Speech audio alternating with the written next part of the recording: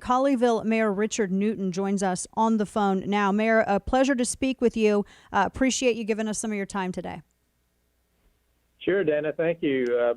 It's a beautiful day in Colleyville. It I'm is. happy to be on your show. It is. Love the town. Love the businesses. Love the restaurants. And I know Colleyville has this. The whole area here around the Metroplex has really just exploded in a number of years. And I know just in the past 10 years, I've been talking with county leaders as well, and they were discussing the number of businesses that have been created in the area, and everything was going incredibly well. This pandemic, which it's almost impossible to prepare for, especially when you're dealing with a nation that isn't being forthright about their data, so we can't get ahead of it. And now we have this seizure of commercial ability.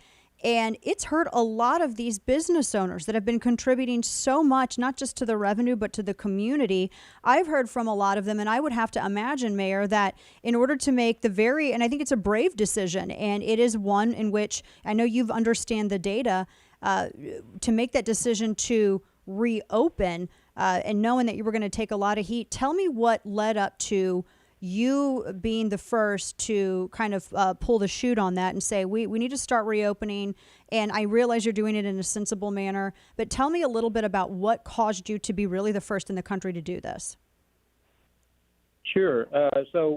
We are looking at the data every day using a very methodical, safe approach, a data-based approach. Just the way I'm an engineer by training, so that's the way I tend to think. And if you look at why government entities, from cities to counties to states to the whole United States, put restrictions on businesses, is because everyone was scared to death by the very large predictions of numbers early on, when there actually wasn't any data to base that on, but they did perhaps the best they could.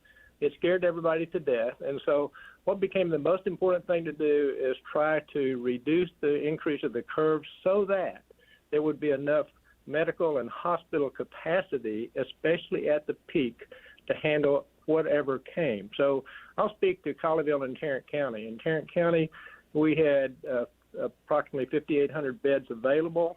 About half of those are in use. About 20 to 30% of the ventilators were in use, and this was at the peak.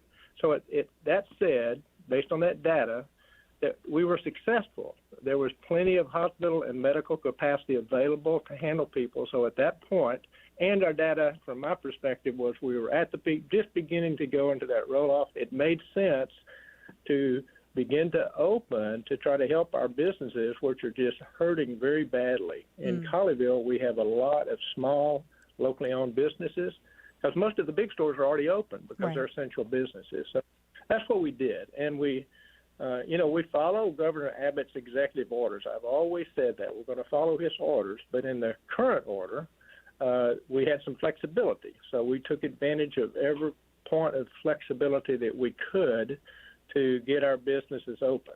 And so that's why for restaurants, the executive order said you can't go inside and eat in restaurants. So what we did, we opened up the patio space for restaurants. So that did not violate the order. For non-essential businesses, it said non-essential businesses are not open to the public. So what we did is we allowed them to open by appointment, which is not the general public, because if it's by appointment, you know who's coming, you know how many's coming, therefore you can manage that in a safe manner. So that was the philosophy. I wanted to get some of the decisions back into the hands of the businesses and citizens, and not exclusively in the hands of the government, especially local government, so that people can make their own decisions on what they should do. They don't have to go to the restaurants. They don't have to go to the stores. But if they so choose and need to, they can. Yeah, that's common sense. It's like some of the theaters in Dallas said that they don't feel comfortable opening on Friday, and that's their right, and it's their right to open or not to open, just as it's the right of people to patronize those theaters or to not patronize those theaters. And so that's interesting too. You were giving me the number of the beds, and even at peak, it was still half, and then 20 to 30% of ventilators, and that's peak. I know the governor said that, and this was just the other day, that it had been 17 days straight of a decrease in terms of the trend of infections. So Texas is on the other side of that peak. Colleyville is on the other side of that peak. And I don't, and correct me if I'm wrong on this, but when I was looking at the data, and granted, this was like maybe 5 or 6 days ago, Colleyville was not, especially when you're comparing it to other parts of the country and per capita, not hard hit, correct?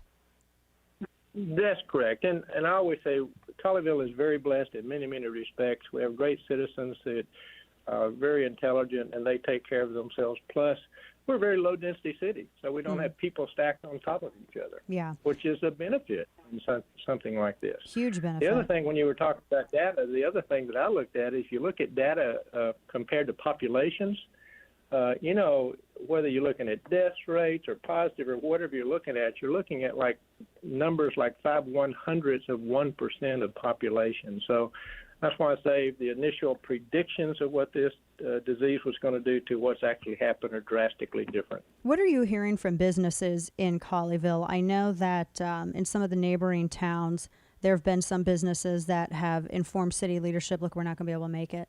Even some of the big box stores are concerned about their ability to continue on even after things are lifted. How negatively impacted were the businesses in Colleyville, and what is your projection on being able to once everything is, we go into phase 2 and then phase 3, which Dr. Fauci had said was he called it a return to normalcy. What is your projection as to the recovery of these businesses, and will Colleyville and do you think other areas kind of get back to the point where we were before this pandemic? Yeah, well, ultimately, I'm an optimist, and I think we'll get there. The question is how long it will take us to get there. In Colleyville, we have a very great relationship with our businesses and our Chamber of Commerce, and so we have done everything possible to help them during this time. For instance, we created $35 gift cards that we, the city of Colleyville, printed. We mailed that out twice, so we've mailed out 20,000 of these gift cards to our residents so that the residents can use those gift cards at our Colleyville businesses. Our businesses were greatly appreciative of that. Everybody's done it very well. We also created $50 gift cards that we gave to all the churches so that they could give those gift cards to anybody, anywhere, not even just in Colleyville, that they knew had a need, and then they could use those gift cards at our businesses in Colleyville. So that's been very successful. The businesses have really appreciated that.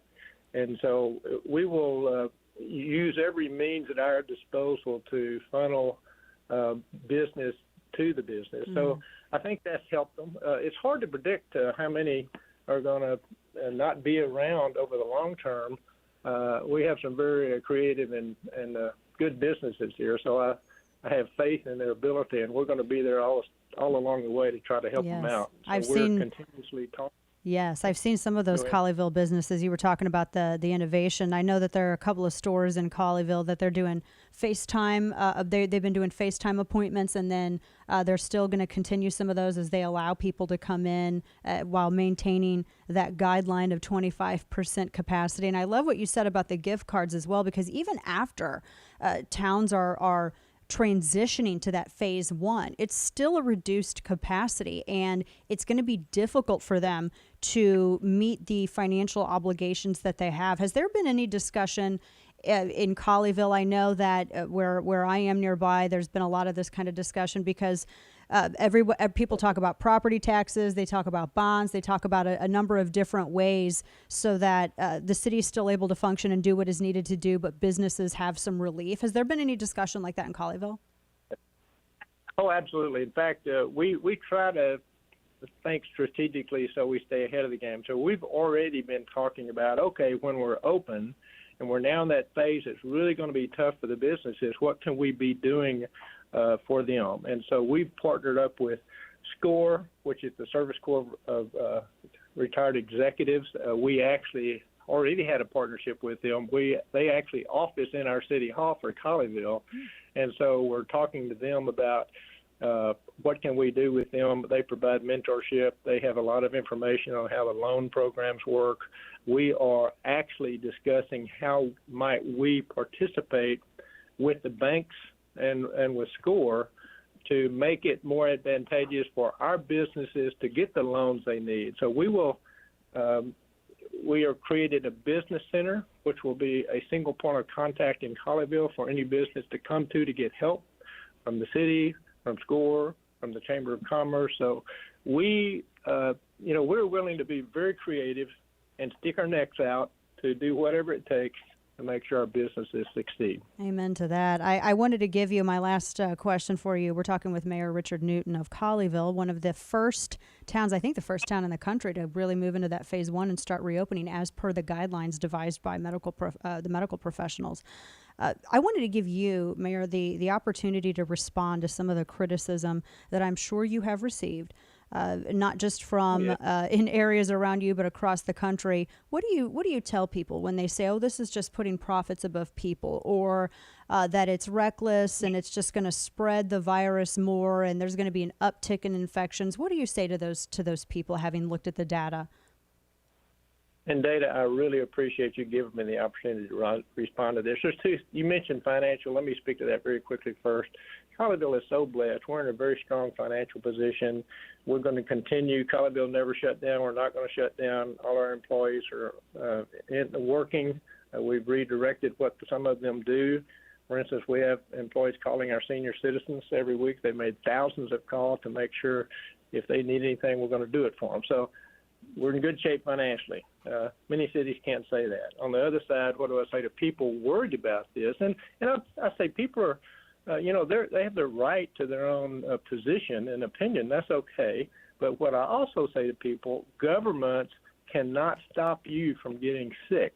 The only defense we have against this virus is what each one of us do personally, what personal decisions we make. So that's why these things that you can do, wash your hands, don't touch your face, et cetera, the things we preach every day, each of us should do that to protect yourself, your family, and your friends. And so what government should do is make sure services are available, like I talked about, hospital capacity, ventilator capacity, those things. That's what government can do. But we don't have vaccines for this. So, those things can help you out. When you get a problem, you need to take care of yourself. And people do not have to make decisions if they're uncomfortable going to a restaurant patio, uncomfortable going to a business. Simply make the choice not to do that.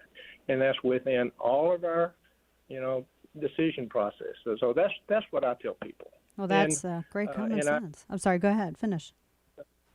Yeah, it's common sense. We all know this. And so take accountability. Don't blame other people. But I do appreciate everybody has their own feelings and opinions, and that's okay.